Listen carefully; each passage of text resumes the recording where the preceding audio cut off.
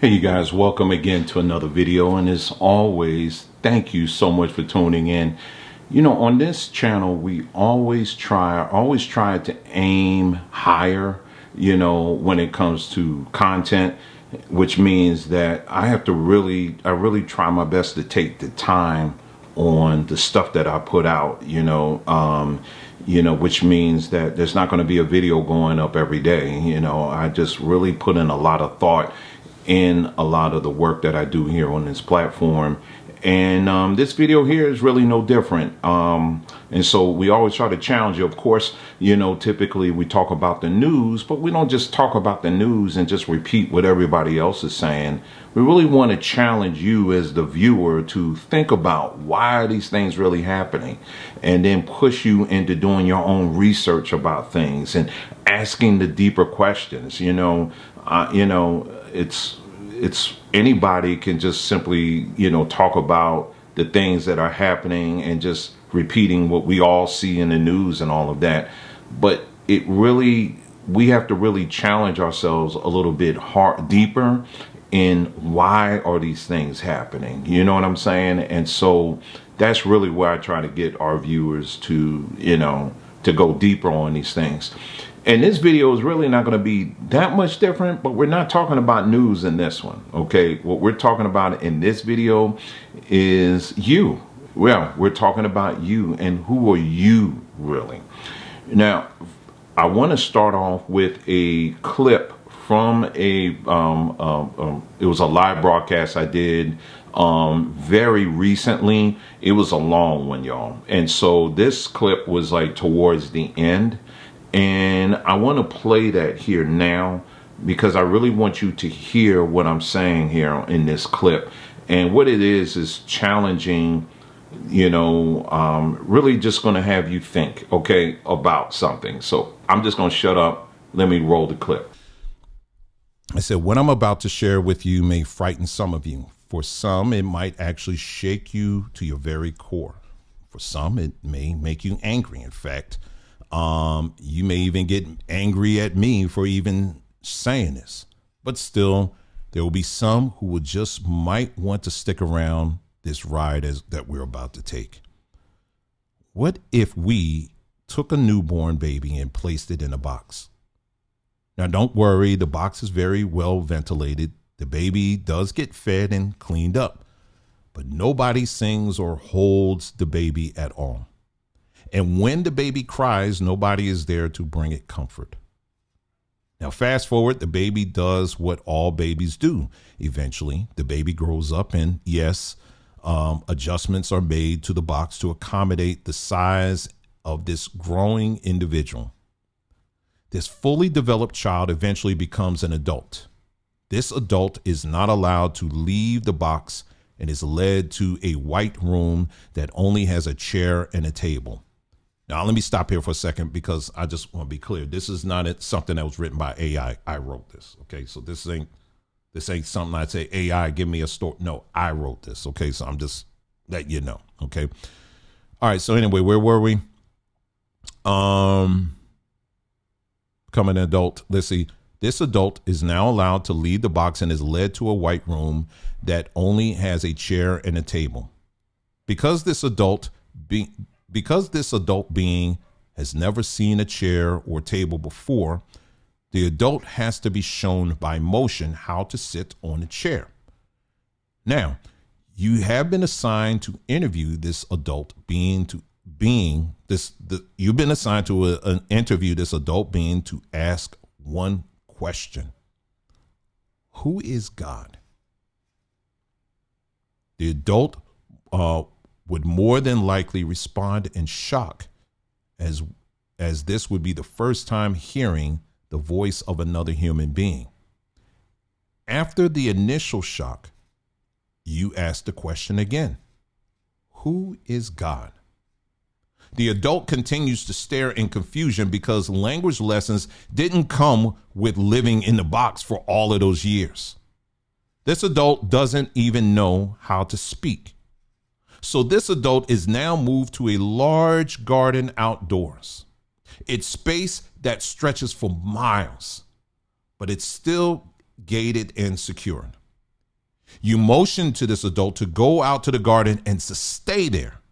Naturally, I think this adult would initially be overwhelmed with all the with this whole new environment, an environment filled with all types of new noises, trees, insects, animals, the wind, the feeling of grass on the skin, the dominance of the sun in the sky, and the warmth that it provides. The experiment calls for you to leave this child out in the garden for 5 years. The day of the 5th year comes and you enter the garden. Where many would have thought that this adult would have died of starvation, this adult actually is very much alive. Like all living beings, this adult has innate ability to understand hunger, and together with his innate food acceptance rejection mechanisms, this adult was able to figure out how to solve hunger issues. It was also discovered that this adult developed a deep understanding of the garden environment and even developed a way to communicate with some of its inhabitants. So once again, you motion to this adult to take a seat and you ask the very same question you asked in the first time you met. Who is God? How do you think this adult would answer? Now, I provided you with this rather lengthy story for a simple reason: to demonstrate that the majority of what we know as human beings has been taught to us. Even our concept of God is something that has been taught. We are not born quoting scriptures or with a driven need to go to church or to pray to some being we believe lives up in the sky. The very same thing applies to people not born into a Christian-based environment. The concept of a God is taught. Now the next logical question we should ask is, who taught us that there was a God in the first place? Despite all pronouncements that declare that human beings are born with the innate understanding of God, it is simply not true at all. Just as we had to be taught how to speak, read, what utensils to use, our own name, heck, even the importance of having a name, God was taught to us. And depending on who was the one doing the teaching, determined which God you should acknowledge. Now, let me end with this. The worship of God is considered sacred across virtually every culture on earth. Yet those who hold power seems to operate by a different set of rules. Their participation in religion is largely performative, a public display designed to encourage the masses to remain devoted, obedient, and faithful. It keeps the people anchored to a belief system that promotes patience, deference, and hope for reward in the afterlife. But notice the contradiction. These same powerful figures are rarely held to the standards of the very faith they publicly champion. Their sins are overlooked, their transgressions forgiven, their loyalty to God never seriously questioned. It is as if they hold a permanent exemption, because at some level they understand that this God is something that they do not answer to. It is something they helped create. What would happen if we had a way to extract from ourselves everything we have learned since birth and begin at base level, just like our child in the box? Would God even exist? Okay, so on the real, there's a couple of things here. Number one, at the end of the day, yes, I am challenging this notion of who God is. Once you start thinking about it for a moment, that, that definition of God changes. It varies depending on what culture you're born into. You know what I'm saying? And so our concept of it, our understanding of who God is, because again, we weren't born with a Bible in our hand or anything like that. We were just born, just out of our mom, and that's it. And everything we know up to this point in our lives are things that we've learned, and for some people, when it comes to this concept of God, it is one that's all they know. That's all they want to hold on to. And I'm not here to tell you to stop doing that. I would say whatever brings you comfort, I'll just leave it at that. You know what I mean? Because that's just, it's just, I don't think some things is just not worth like getting into long debates and fighting over. At the end of the day, if that's what you choose to believe, then that's you. You know what I mean? But it's on the same token, it's okay to challenge those things. You understand what I'm saying? Because again, if the God that you serve or you worship or you follow is omnipotent and all powerful and all of that, then that means that he or she, whoever it is that you worship, that means that they won't feel any kind of way if you dare question them on anything. I mean, imagine that you're following somebody and you just question them on one thing and they just strike you down with a bolt of lightning. You know what I'm saying? So I'm not here to, so again, if you are someone like that where you are like, man, I'm not trying to question anything here because I don't want any judgment falling over me. Well, I would say something like that absolutely is something that should be challenged. You know what I'm saying? But here on this platform, what we do is we look at all of these things and we leave it up to you as the individual to come to your own conclusions. And there's something else that we also say too, is belief does not equal fact. You can believe in whatever it is that you want to believe, but at the end of the day, it does not equal fact. And for us, or it doesn't equal truth. And here on this platform, that is our pursuit, is to pursue truth. And so by doing so, we're going to have to keep asking questions. We're going to have to keep digging. Sometimes we're going to have to correct ourselves and as we're finding out new information or information that's new to us. And we just have to keep digging. And that's kind of what life is all about, I think. And that's what makes life exciting. Now, with that being said, what we just talked about with this example that I gave here, I want to take it a step further. Okay. Now, for me, I was born in the city of Philadelphia. Where all my Philly people at? Where you at? Anyway, I was born in the city of Philadelphia. And I had no choice in the matter. I just one day just popped out of my mom in a hospital and I'm in Philadelphia. I didn't know any better. As a baby, all I knew is I was hungry. I was kind of nervous. It was a bit overwhelming, of course. And then I needed the comfort of my mom, and my dad, to hold me and let me know that everything is okay and all of that. But I had no choice in the matter on where I was born. Well, that's me, right? So we're going to continue to talk about me if you don't mind. Okay, so, but does that in of itself make me a Philadelphian? Well, I want you to really think about this for a second, because is it the fact that I was born in the city of Philadelphia that makes me a Philadelphian? Well, some would argue and some people would say yes and other people would say no. But I would say this, no, it doesn't. There are many people who were born in cities and then once they were born, they just, family, for whatever reason, picked up and moved to somewhere else. Think about all of our military brats, especially many of you. I grew up with a lot of people who were born in Germany because their parents were in the military. Typically, it was their father. They were born on a U.S. military base in Germany, but then once they, got 2 or 3, 4, 5 years old or whatever, and then their parents, moved back to the United States.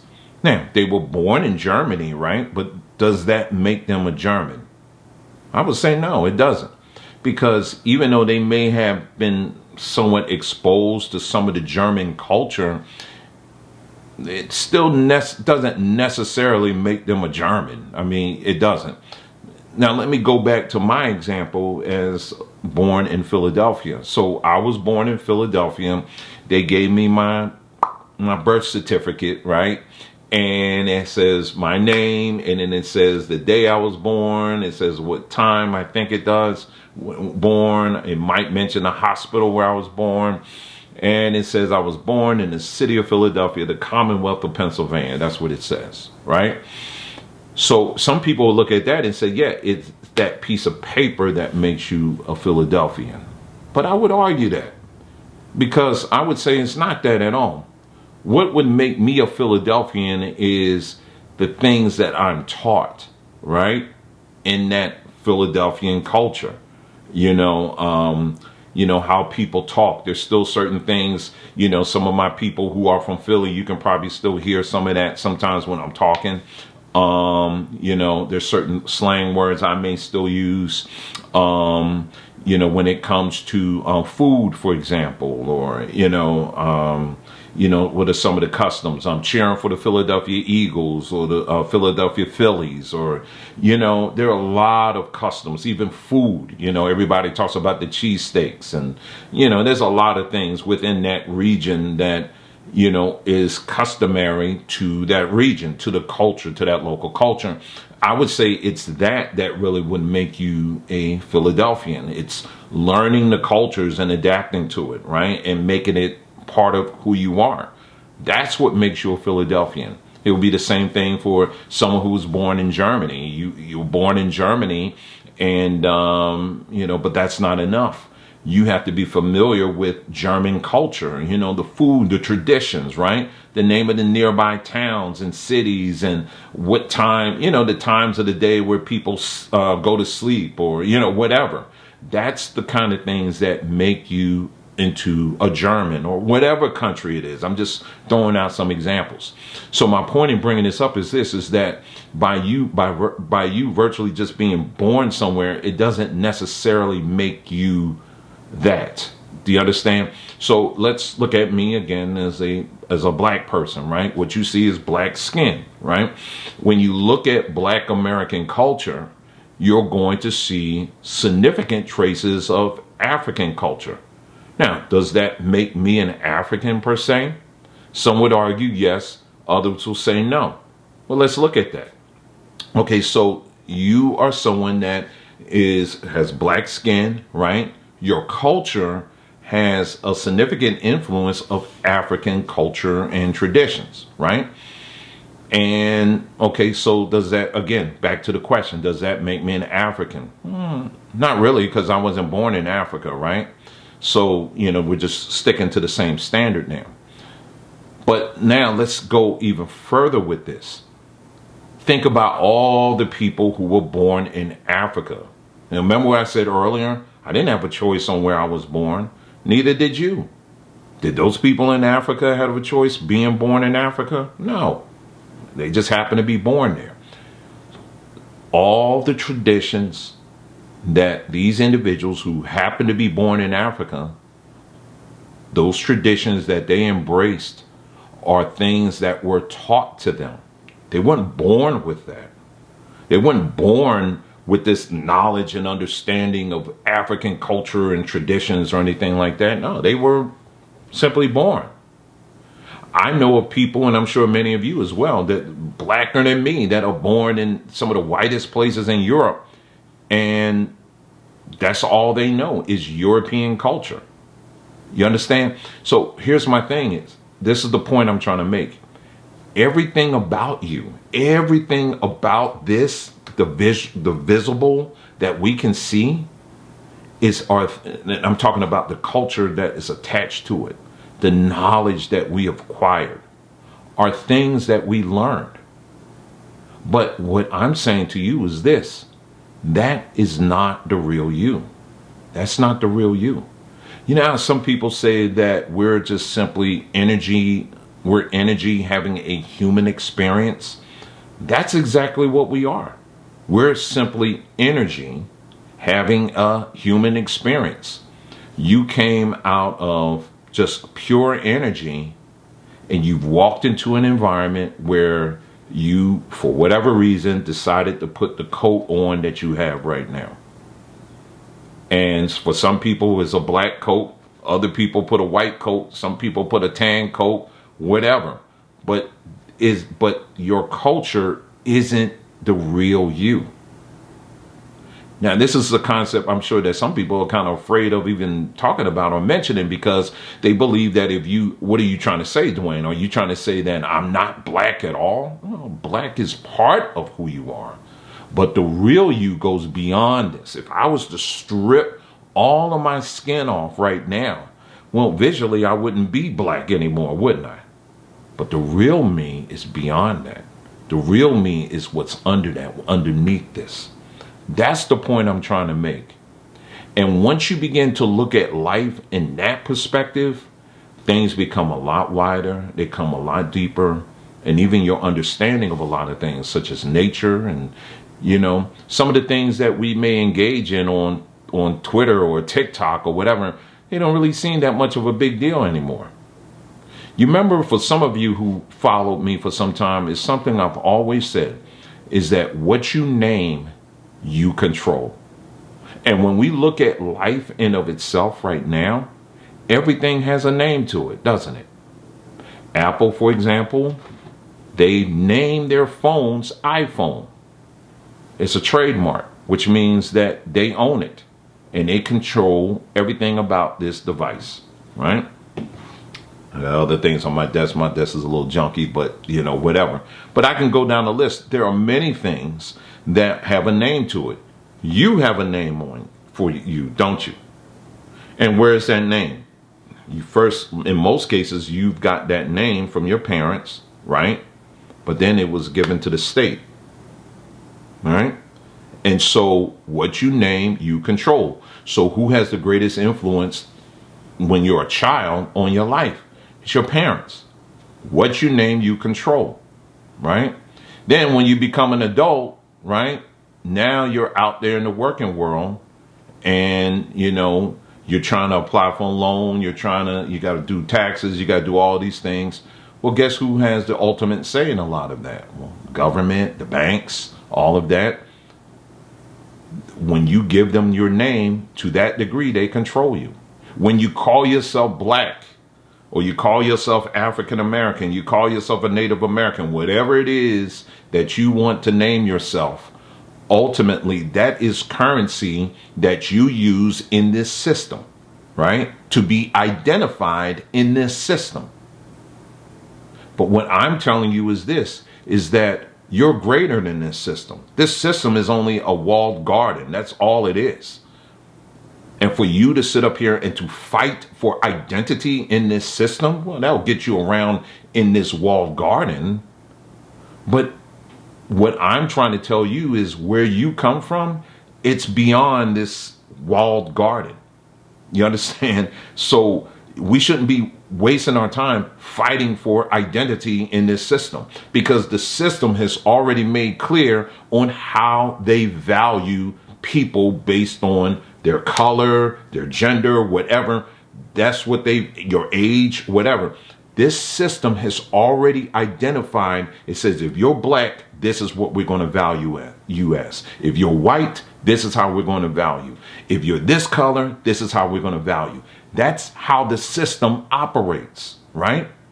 And so likewise, a lot of people fall in place with how the system categorizes people. What you name, you control. So you shouldn't be spending your entire life on, your identity as what you see, what you're looking at right now, your skin tone, or, whatever. It shouldn't be that. Your entire life should be dedicated to self-discovery and who you are really beyond all of this.